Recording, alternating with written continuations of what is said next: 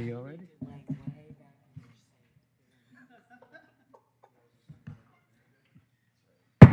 I call this April 23rd Planning Commission meeting to order. We have one item to consider tonight. This item was brought to the board on March 5th, and we're going to hear it again. Before that, if Eric, you can read the public hearing procedure. An individual requesting to be heard on a matter related to the purpose of the hearing must be recognized by the chair before addressing the board or commission. Upon rising to speak, the speaker must identify himself or herself and furnish a home or business address before proceeding with any comments or remarks. The commission will allow the proponents a total of 10 minutes to speak in support of an application. Opponents will then be allowed 10 minutes to speak in opposition. Comments are accepted first from the applicant, followed by a person speaking in favor, and then from those in opposition. Upon conclusion of any opposing comments or presentations, the chair will allow the applicant to offer rebuttal if any time is remaining in the original allotted 10 minutes, and the chair has discretion to give more time if needed. Thank you very much. The item is MP-26-03 /CLUP-2601/Z2601, CU2605, V2602, and Michael is going to present.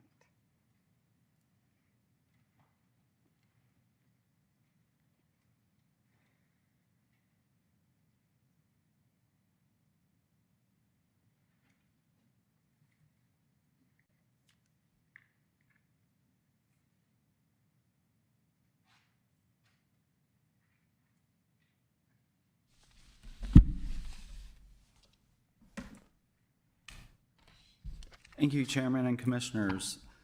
Before I go into the presentation, I just want to give a recap of why this item is coming back before you, where it's been. So this request was considered at the March 5th Planning Commission meeting. The Commission recommended approval, subject to the staff recommended conditions, and you did accept changes requested by the applicant, including their requests to allow the development to be gated.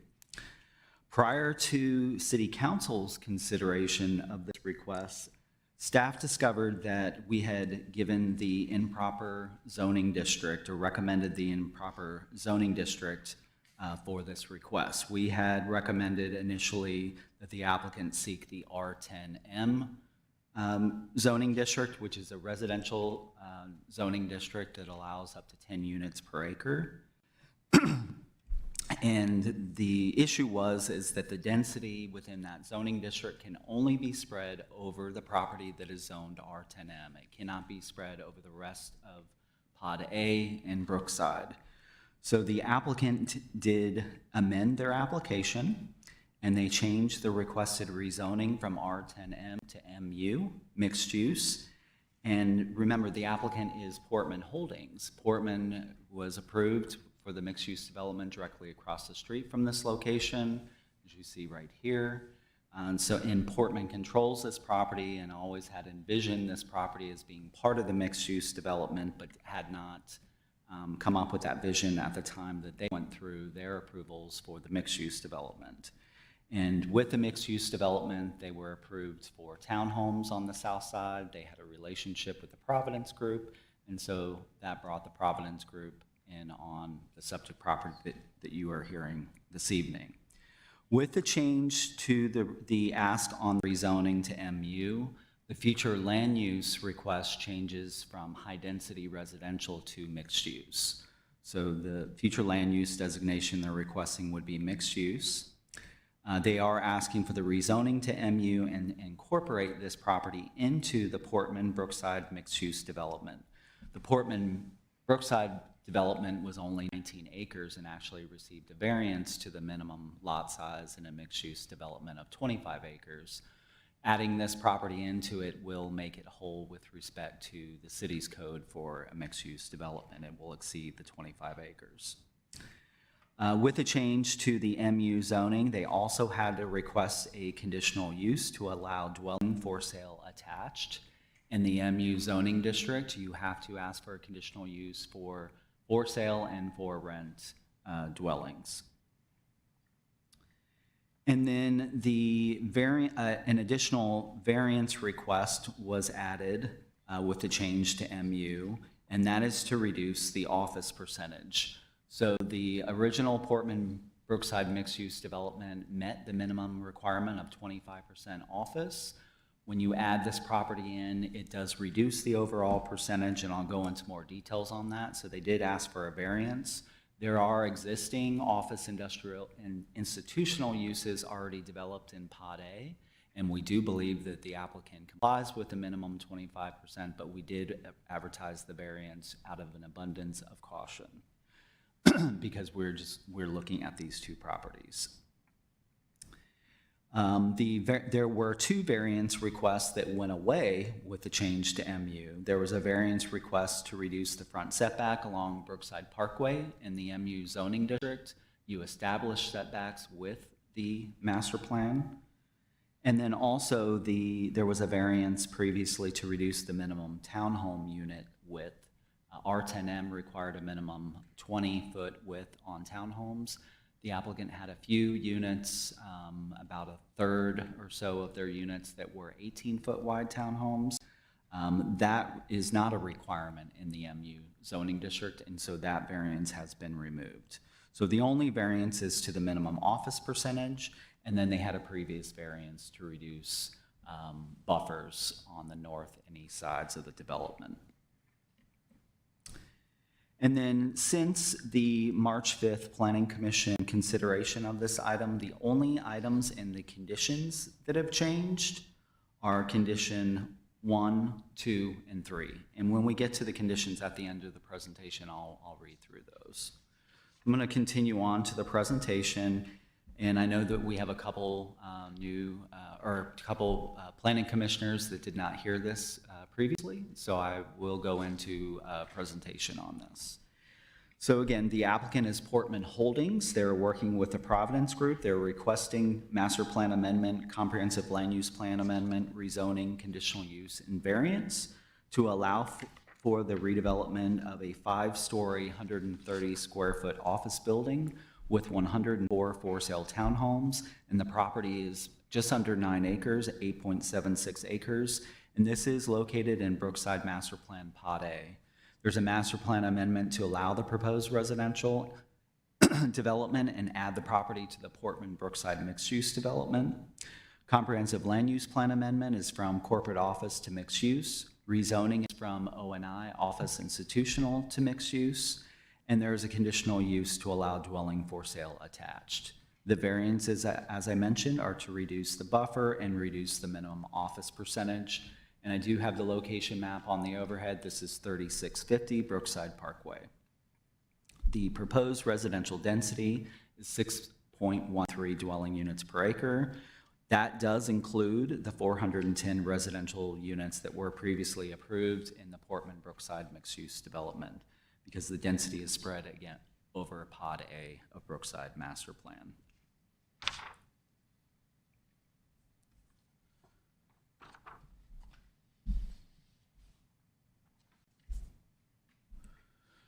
So this property is within the Brookside small area plan. So we put that small area plan together, and that vision is to reimagines this area as a walkable, connected environment in an effort to reposition the suburban office park that has one of the highest office vacancies in the city.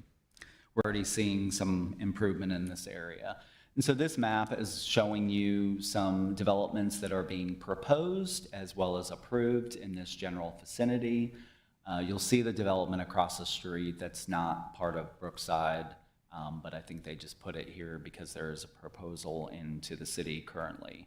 Providence Group was approved for a townhome style condominium development in the east side of Brookside here. This is the applicant's proposal that you are considering this evening. Georgia State University to the south, and then the Portman Brookside mixed-use development over here on the west side next to Brookside Park and the Mid Creek Greenway. As I mentioned, the variance to the office percentage, Portman Brookside mixed-use development included 25.2% office, or just under 5 acres of office institutional uses. When you add in this just under 9-acre property, that office institutional percentage reduces to 17.4%. What we did, we looked at the rest of Pod A, and there is over 40 acres of office institutional uses developed in Pod A. So again, we did advertise that variance, but we do believe that it complies. And just talking about the Brookside Small Area Plan a little bit more, one of the big projects in that plan was a redo of Brookside Parkway, and this is the concept for that plan. 2 travel lanes with a planted center median, sidewalk improvements and multi-use trail improvements. The multi-use trail would be on the west side of the road, west and south side of Brookside Parkway, and then the wider side 8-foot sidewalk would be on the applicant's side of Brookside. And this just gives you an idea. This is the subject property here, but this just kind of gives you an idea of some of the improvements that Portman is working on with respect to trail projects in that vicinity. And there would be ability to connect into this development. Of course, there is a crosswalk proposed connecting the developments with a pedestrian connection across Brookside Parkway. You'll see that on the site plan. So the applicant has made no changes to the site plan. There's no changes except for the technical changes to the rezoning request, comprehensive land use plan, variances, and conditional use. The site plan is the same as what was previously presented, and the site plan shows the 130,000 square foot office building and just under 600 surface parking lot being redeveloped with 104 for-sale townhomes. There's 18 buildings. There's 3-story buildings. The applicant does have a mix of unit types, and that's what you see here. There are 42 18-foot wide townhomes, 26 20-foot wide townhomes, and 36 22-foot wide townhomes. The townhomes within this development are all rear entry, access from an alley. Access will continue from the shared driveway on the south side of the development. There's also another driveway that exists on the property today on the west side of the development that is being removed due to site visibility issues. And then, as I mentioned, the applicant is requesting that the development be gated.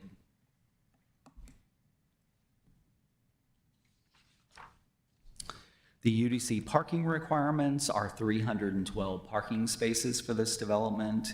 All of the townhome units will have 2 side-by-side parking spaces in a garage, 2 spaces on a code-compliant driveway. That totals to 416 parking spaces, and there are additional 24 on-street parking spaces throughout the development. There's almost 3 acres of open space just within this portion of the development.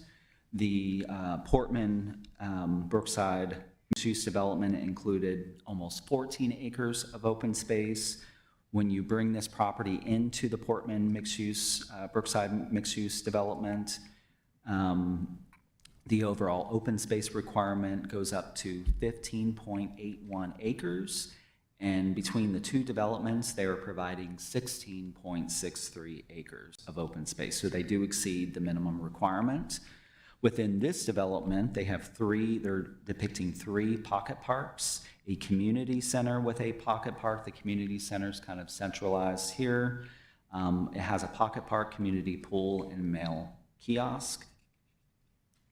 With regard to trees, there are existing street trees that we wanted the applicant to save, and they are saving those along Brookside Parkway.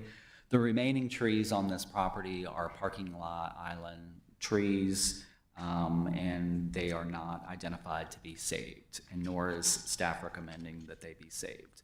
And this property is served by master detention in the Brookside Master Plan.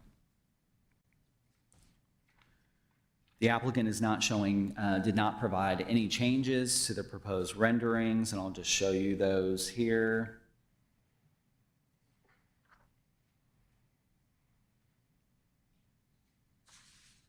And this is just a side elevation of the building. There are a couple locations where a side elevation would face Brookside Parkway, and we always like to have those appear or to be as an entrance.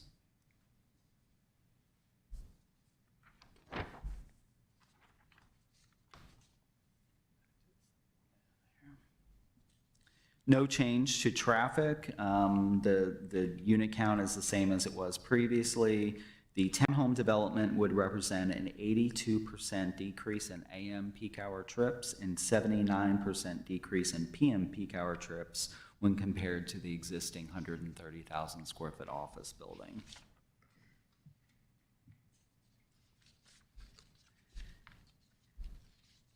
And that brings me to our conclusions. Of course, we always look at these proposals and compare them against the review criteria. In this case, for a master plan amendment, comprehensive land use plan amendment, rezoning, conditional use, and variance. The 2040 comprehensive plan promotes retrofitting and mixed-use patterns to create activity nodes near or within existing office parks. It specifically identified Old Milton Parkway east of Georgia 400 as a priority area in need of redevelopment. So we do believe that this complies with the vision that was identified in the Brookside Small Area Plan as well as the comprehensive plan. Development would bring residences closer to goods and services and jobs. And then Georgia State University is located across the street and one of the largest property owners in Brookside. Walkable environment should be created near and around college campuses. As it relates to the variances, we do see the property has exceptional and peculiar conditions due to its shape and location in the Brookside Small Area Plan.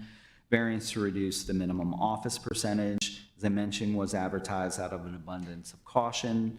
We do recognize that there's over 40 acres of office institutional uses already developed in Pod A of the Brookside Master Plan. There were no changes to the applicant's citizen participation report. They had indicated that they had received no comments, and then they had indicated that they received public support by at least one member of the public at the CZIM. CZIM was held on January 14th, and there were no public comments on the public comment sheet.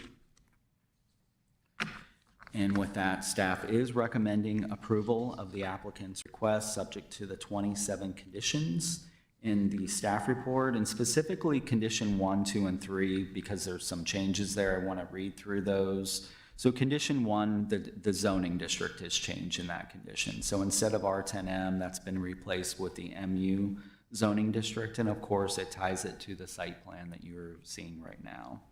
Condition 2 was added because there was a request for conditional use to allow dwelling for sale attached. So the first sentence was added there, dwelling for sale attached shall be added as a permitted use on the subject property. The remaining part of that condition is the same as previous.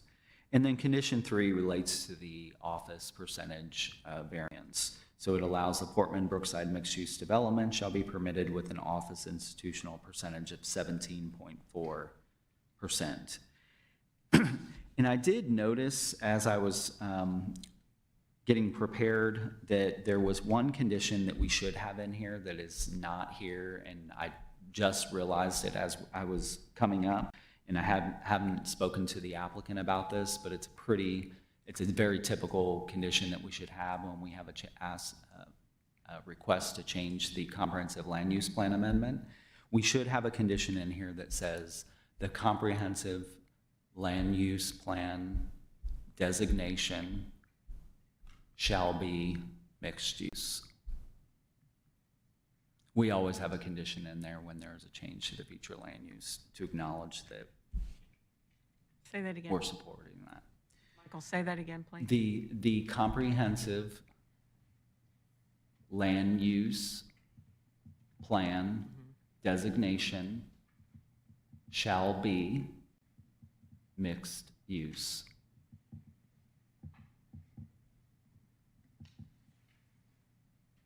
Sorry for that oversight, but I did notice that was missing. If you have any questions, that was the end of the presentation. If you have questions, I'm happy to answer those. Thank you, Michael. Any questions? I'm sorry, I had a historical context question. The Brookside Small Area Plan, remind me, did that have any component of non-attached for sale residential anywhere? So the Brookside Small Area Plan did not make land use recommendations. Okay, And they did not specifically say that what was needed to repurpose or reposition this office park. So there's no talk of specific uses in that document. okay. So to date, there has been no consideration by anyone looking at this plan to introduce non-attached product? Are you asking, has anyone been interested in doing a detached product? Yes. I have not received any requests. Now, we've had an application submitted on this property to do a for rent development on this specific property, but that was withdrawn about Okay, a couple of years okay. ago. And following up on the discussion about whether or not it's appropriate in a mixed use to gate this area, I'm looking at the pocket parks are they considered an amenity for this project or for the entire mixed use development? So they meet their civic, the civic for both developments on the 19-acre property across the way here. There's a very significant pedestrian trail connection over to Brookside Park. Okay. And so they exceeded the minimum requirement. Okay. So the open space within this development would only be for the residents of this Okay, and I development. see, It's not civic space, it's amenity space Okay, within very this important development. point. And the community pool, and I guess there was a community center as well, that if it were gated, it's not like people in the mixed-use development are being excluded for something that, Yeah, you're not restricting a public amenity. okay, Yeah. thank you. So just to extend that, for the record, this parcel is a sole use, it's residential only, correct? It is as it sits by itself, but it Right. would be part of that mixed-use development across the street. Right. And this came up with regard to the gate in the last hearing.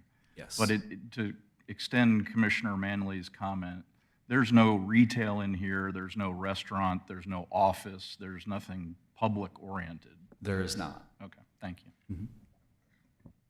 So help me understand, so I apologize because I wasn't at the last meeting, but have we ever had a situation like this where we had a mixed-use development approved and later they came back and added another parcel to this mixed-use development? I mean, and what would there be issues down the road? For instance, we have several mixed-use, one in particular I think of on Windward. What would prevent them from doing something similar? And is there issues with this moving forward? So we've had many instances where additional land has been added into a master plan, not necessarily specifically a mixed-use development. I'm trying to think of, we don't have,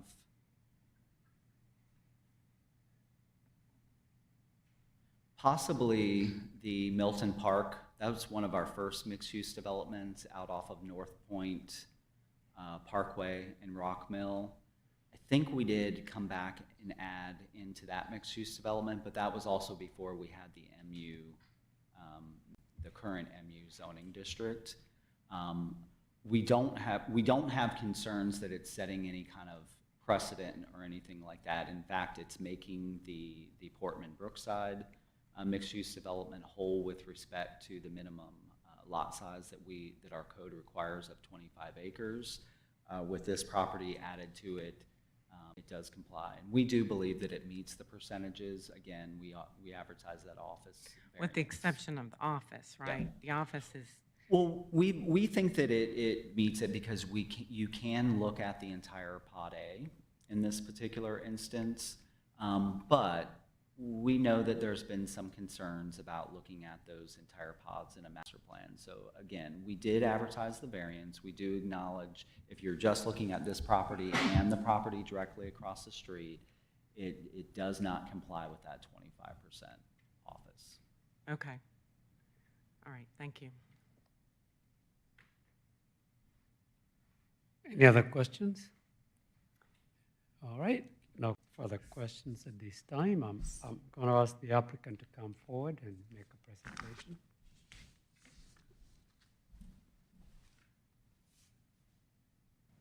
Thank you. Mr. Chairman, members of the commission, I'm Warren Chiley, president of the Providence Group. Thank you for coming tonight. I know this is a special meeting. Everybody's busy with family and stuff, but thank you for getting this meeting reset back up. Obviously, we're here on March 5th.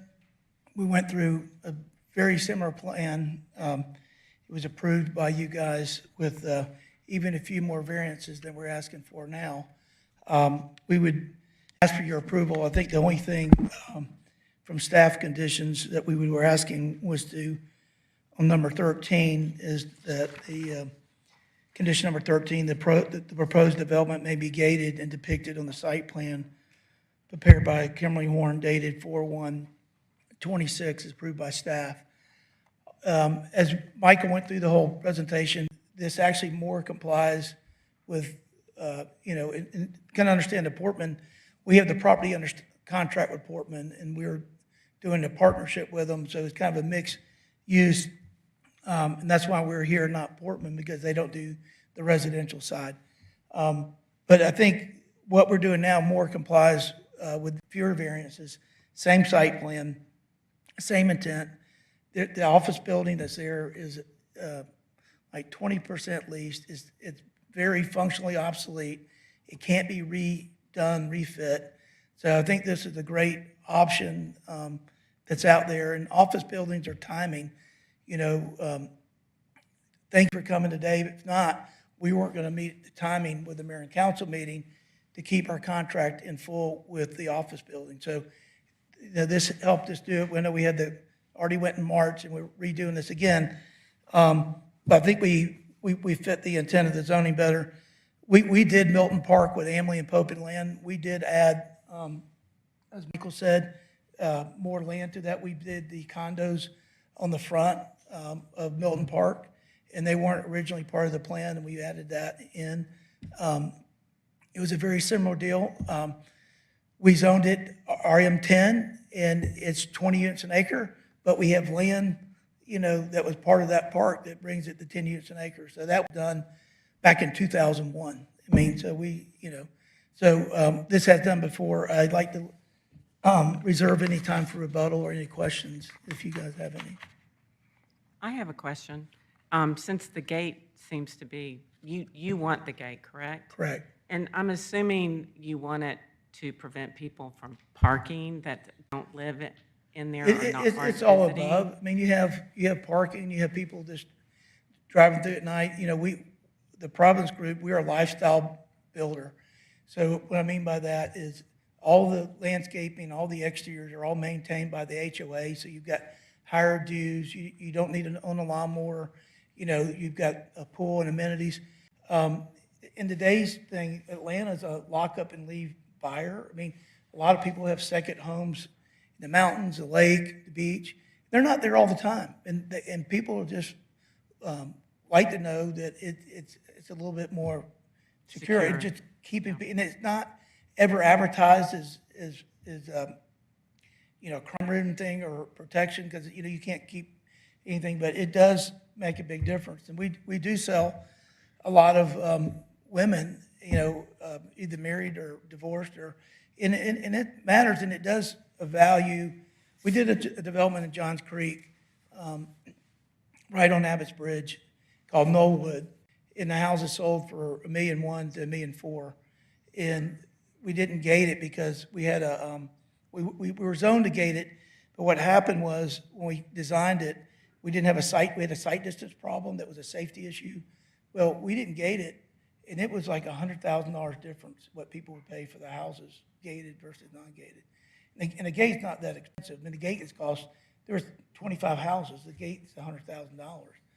But the other thing is, these gates, they're open during the day, they close at 5 or 6 at night. It's not like, it's hard for the Amazon truck to get there, and all cars are backed up and all that. We got plenty of stacking ability with the memory living next door. So they pretty much open at 7 in the morning and close at, 5 to 7. During the winter hours, we close them earlier. During the summer, they probably close at 7 or 8. Then once we finish it, we turn it over, and the homeowners can do what they do, but normally, those are the hours. So if the gate's closed and I'm a pedestrian and I live in there, there's a way to get through with, Yeah, all the walkways have pedestrian gates, and they're open. We don't restrict any pedestrian traffic. okay.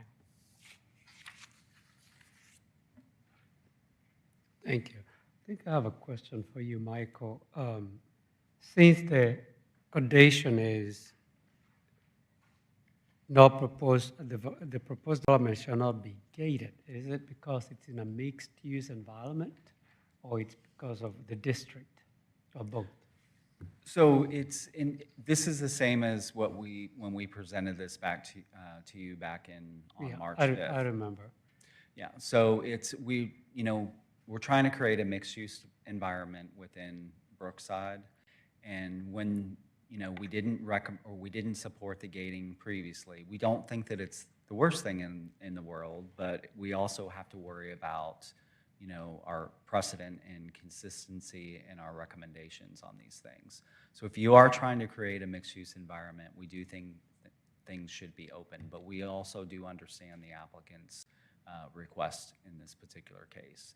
We left it in that condition number 13, as we had it previously, because the change in the zoning was from R10M to mixed use. So it really reinforces that it probably shouldn't be closed off.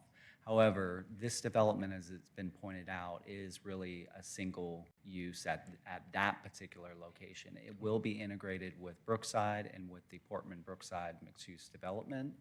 Pedestrians will be able to flow through fairly easily, and all the open space in this development will be for the residents of that development. The civic space is located in the development across the street. So from what I understood the applicant to say is the pedestrian, there'll be no gate for pedestrians, but the gate will be open during the day, closed at night, people can walk in and out.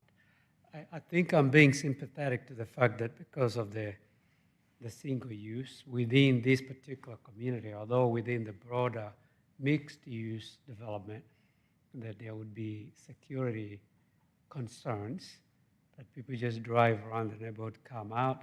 I don't like it, but I also don't want to set a precedent whereby somebody can say the same in other mixed-use development. It's just a small area here, homes, we'll gate it. So we'll debate that and see where we go with it. Yeah, I suspect too, with the Portman Brookside mixed-use development, they'll have programming, they'll have special events just like Avalon does for holidays and things like that, and to be able to gate it off and restrict, outsiders from coming in and parking, within their development. I do understand that point. And we do too. Yeah. It sounds reasonable. Yeah. But again, you never know what type of precedent you set. So let's hear what other commissioners think, and then we'll make a recommendation to council. Okay, Thank you. thank you. Any other questions for Michael? All right, I'm going to open this for public comments. Anyone in favor, come forward. Seeing none, anybody in opposition? None in favor, none in opposition. All right, do you have anything else to add before I turn this over to the board? No, sir, unless there's any other questions, but the gate is very important for this project. And again, we're taking down several 5-story office buildings and redeveloping it into for-sale high-end townhomes, which it's hard to make the math work. I've been doing this 40 years. I never thought I'd be tearing down office buildings and building townhouses. So you might as well take advantage of it when you can. Thank you. The way you phrase condition 13 says may be gated.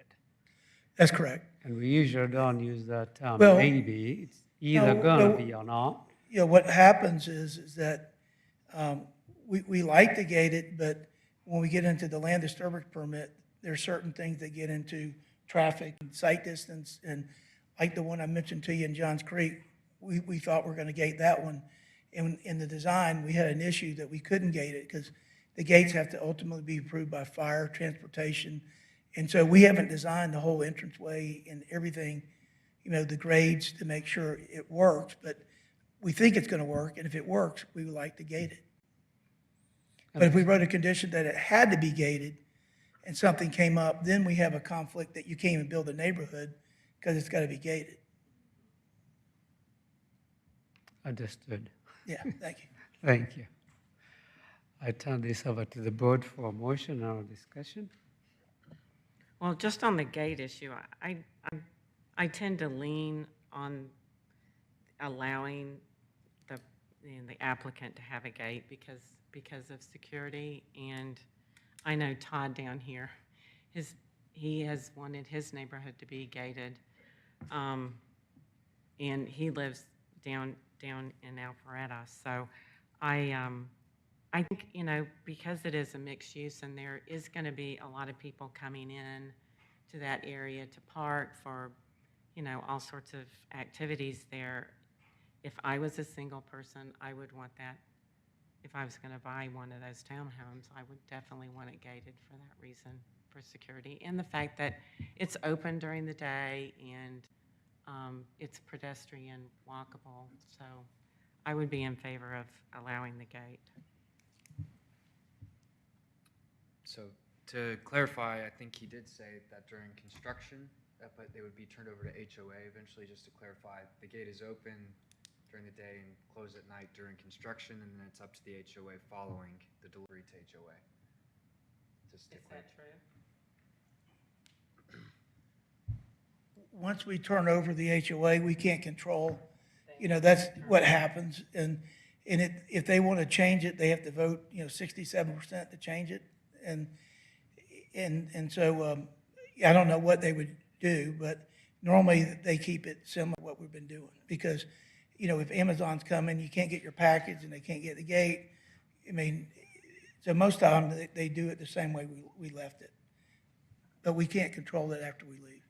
I have a quick question while you're up here about the pedestrian walk to the rest of the development. Right. Is that like in downtown Alpharetta here where there's lights? Is it a controlled, safe crosswalk since this is the main parkway to connect? So we would have sidewalks coming in, the main gates, that would be it's sidewalks.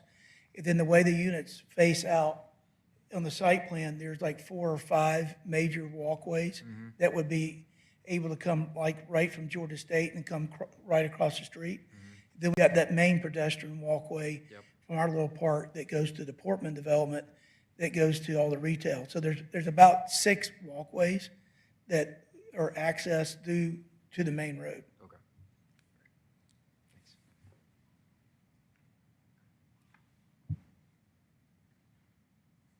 I think my only real comment, and I alluded to this the first time this was heard, is there's a lot of discussion out here in the civilian world about how dense Alpharetta is becoming.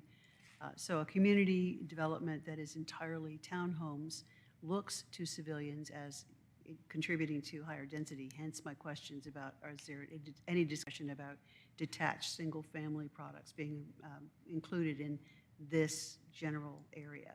That being said, most people need to be reminded, and I fully acknowledge, that residential represents significantly less congestion and density than office when fully occupied. So in that sense, I'm having to be okay with the notion of an entirely townhome community. I, for the same reasons, also support an interior, an inside the mixed-use gate, because it is a unique use within the mixed use. And I understand the need to protect the amenities for the residents, because people within the mixed use who are just sort of exploring might say, pool, here, cool, I'll just use it. So in that sense, I can support that particular condition. I can support the condition for the gate as well.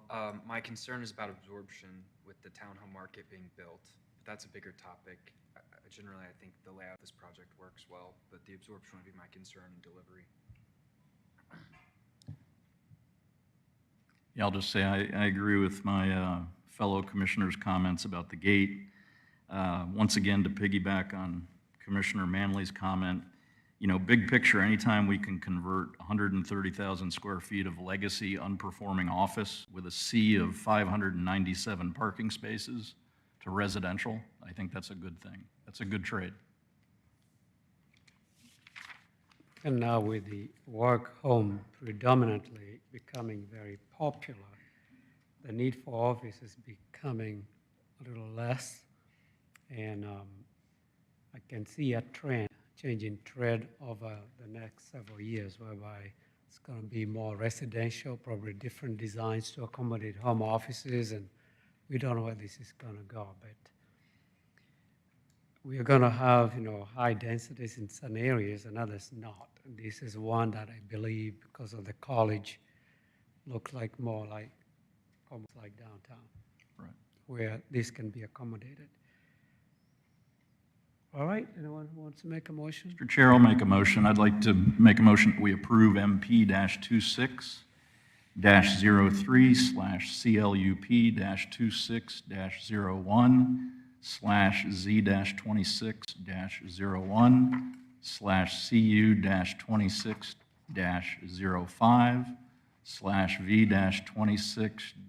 MP-206-003/CLUP-206-01/V-26-05/V-26-02 TPG Brookside West, as per the conditions read by Mr. Woodman, with two edits. One edit to number 13.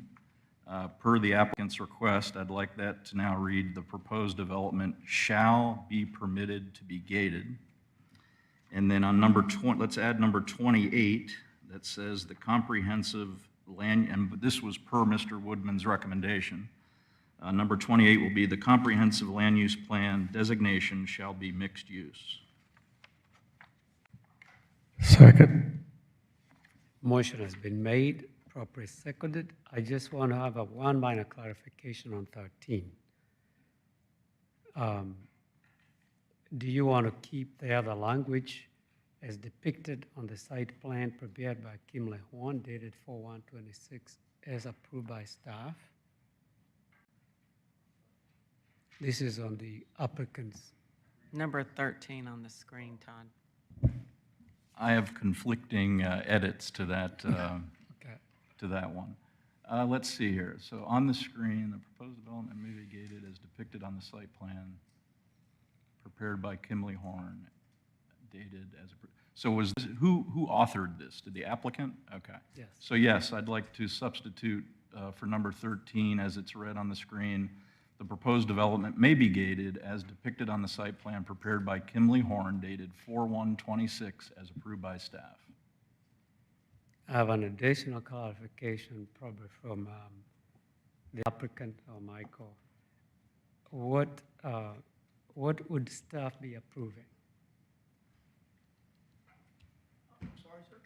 There is the, as approved by staff, would they approve the gate itself or the location or? Yeah, I mean, when we get into it, that's the land disturbance stuff that staff would be, transportation, staff would be, fire, staff would be all the departments to make sure that there wasn't something that we didn't know about, that there should not be a gate there. And so we don't want to put a gate there if we thought there would be a safety issue or vehicle issue or site distance issue. So we haven't done all that engineering yet and ran it by all the departments to make sure that by site plan, it looks like it. My engineer with Kimley Horn thinks there's no problems, but you never know. So that's kind of how we have that written that way. I know we have used this language quite a bit, Michael. When we say staff, do we mean community development staff or city staff, which would include all the departments? Pardon my ignorance, council members. It's referring to community development staff. They're the ones that will be reviewing the land disturbance permit. And then you'd have to refer to whatever department you need to refer to if need be, like you mentioned the fire department, for example. So community development will coordinate that approval with whoever in the city needs to be included. Correct. So, okay.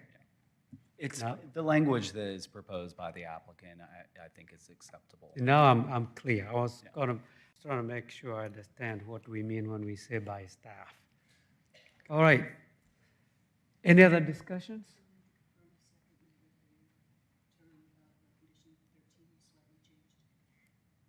Okay.